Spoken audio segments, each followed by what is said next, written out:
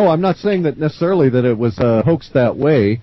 Certainly, there's evidence that suggests that what's his name? Oh, that there was involvement in Hollywood in producing a lot of it. And if you look at Jay Widener's research, he's got a lot of research suggesting that. But they could very easily have had a moon landing with the poor astronauts not necessarily being 100% participating in how it was done. If we've had these ships if we've had the breakthrough since '56, by '69 we probably had some form of transport equipment that could have just lifted the moon lander from Houston and taken it to the moon and then set it back down again without involving rockets at all. How does that explain in the Van Allen belt? I mean, some people say you can't go through it, so how would they go through it? I mean, back in the '60s. Well, see, here's the issue. It's the same issue as the time bubbles. If you're thinking about the Van Allen belt in forms of material reality, then you have to shield yourself from it by hauling up something like lead. And that's very expensive to haul up with rocket fuel, and you'll never be able to have enough rocket fuel, etc. However, if you think of the world or the universe as an energetic creation, then to shield yourself from the Van Allen belt, which is just energy, all you need is a different form of energy, and then you're back into the whole idea of the bubbles, the magnetic bubbles that produce the fusion reactor tokamaks and go all the way up into the time bubbles that we're seeing now. And then it becomes a relatively straightforward proposition. You just find the frequency that shields you from the effects of the other frequencies that would be harmful to you. Right. So that's probably employing some sort of Tesla technology then. Correct.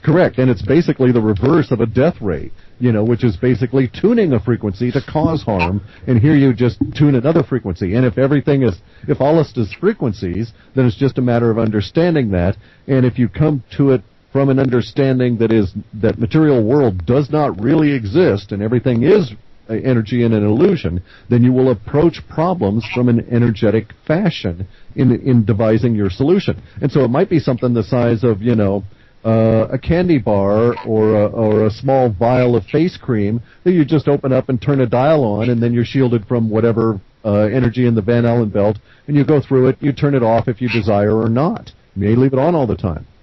Does that answer your question, Mick? It does indeed, yes, it does indeed. Thanks very much. Well, not a problem. Listen, we need to move on because we've got other people wanting to ask Cliff questions, okay? Gotcha, thanks. Okay, thanks for calling in then. Cheers now. And we've got another call waiting for you, sorry. We've got Richard Laudry. If I can find Richard, sorry about this. I think he's actually went offline by the looks of it. Let me see. Richard Laudry, no, there he's there. Okay. And Richard's phone's ringing now. We'll see what Richard's want to ask you. A lot of people have got the thing with the Van Allen belt firmly in the head, as I have, that it's just not possible. Are you there, Richard? Hello. Hello, Richard, you're tuned to TNSradio.com. Cliff is on the line with you. You want to ask Cliff a question?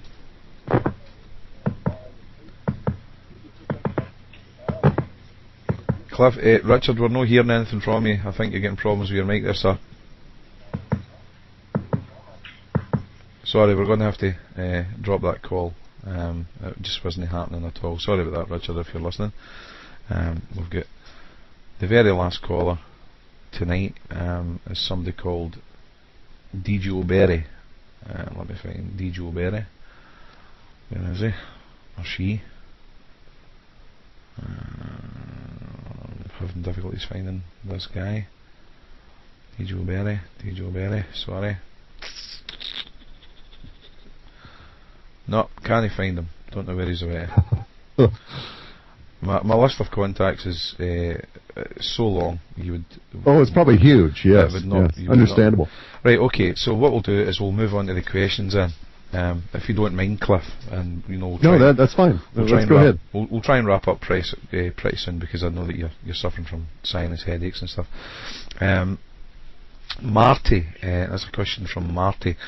Do you still see a global thermonuclear war beginning possibly in November 2010? It's very difficult to say what the cause of the tipping point and the subsequent language for release is. The global thermonuclear war still fits relative to the Israeli-Iranian attack. The problem with making that forecast and sticking by it is that events change. And if we are successful, no, that won't occur. The question is, will enough humans be awake and aware at that point to be able to stand up and say, nope, this isn't going to happen, or will we be taken there by the powers that be? Absent effective action, we will have a global thermonuclear war. The question is November. It's just, we're getting awful close to the Iranians, but here's the real issue. I think they've got 8 months before the jet fuel goes bad that the Israelis just purchased, and its optimal use would be in fall when certain conditions are present. So if the Israelis go, then yep, the thermonuclear war will not be far behind. Sure. Now I know that Marty had 2 or 3 questions. Guys, I'm going to keep it to 1 question each because honestly I have got a zillion questions sitting in front of me. So okay. But yes, by the way, the language for the Israelis attacking the Iranians and especially coercing American input is still building. It's not being derailed. It does appear to have slowed. It's not ratcheting up as fast as before. Okay, here's a question from DeVilson. I hope that's how you pronounce it. Clif, do you see the release of info from NASA? Do you see the release of info from NASA employee about energetic space and the coming radiation as Webbot hit for ill winds, space energy? We see it for a hit for the Space Goat Farts entity subset unknown energies from space. The language was very specific relative to the unknown energies from space subset that we've had since probably 2005. Sure.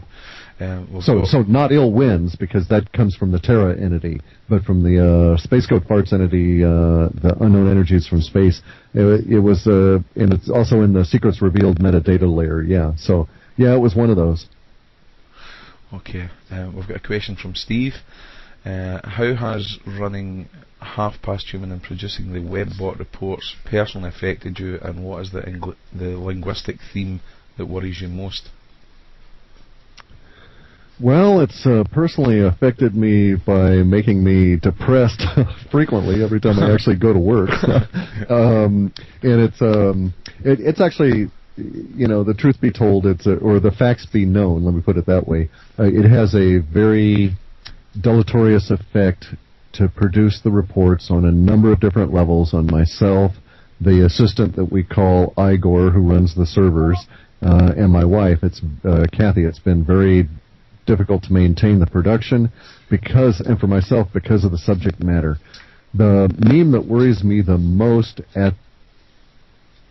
over all of this stuff is the 2012 meme. It's a lot broader than that particular date, and it has some very hugely negative archetypes. It's like our species is subject to fits of amnesia. We don't know what causes them, but there's a periodicity, and we sure seem to be getting close to the end of that periodicity, and then perhaps another kick into something that we may not recover from as a species. Sure. JP asked a question, and I'll answer it for you, Clif. Can Clif comment whether the Freeman Sovereign movement is a society, I think is what he's trying to get across. In answer to your question, JP, Sovereign is not a movement, it's a mindset. It's a style of behaviour. It's it's inherent, it's in the heart, and when you get there you'll know. Here's Robert asked a question: is it human consciousness that can help forecast future events, or do the birds and the bees fit in there somewhere also? Well, they're not at this point contributing to the internet.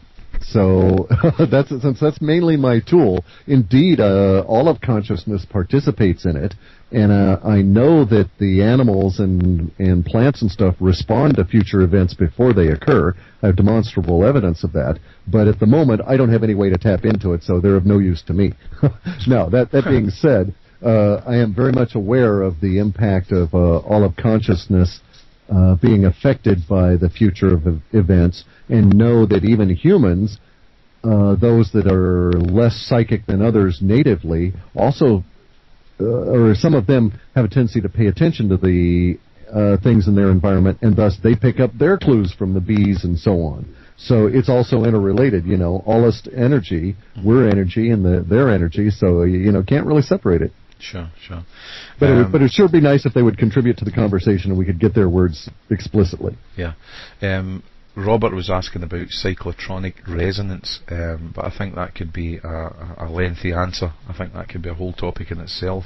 That pretty much is, but basically it gets back to the idea of if everything is energetic and then you approach all problems from the viewpoint of the universe as energy, then you naturally run into specific design patterns that can be repeated in the broad sense for various different kinds of problems that will still produce an effective solution.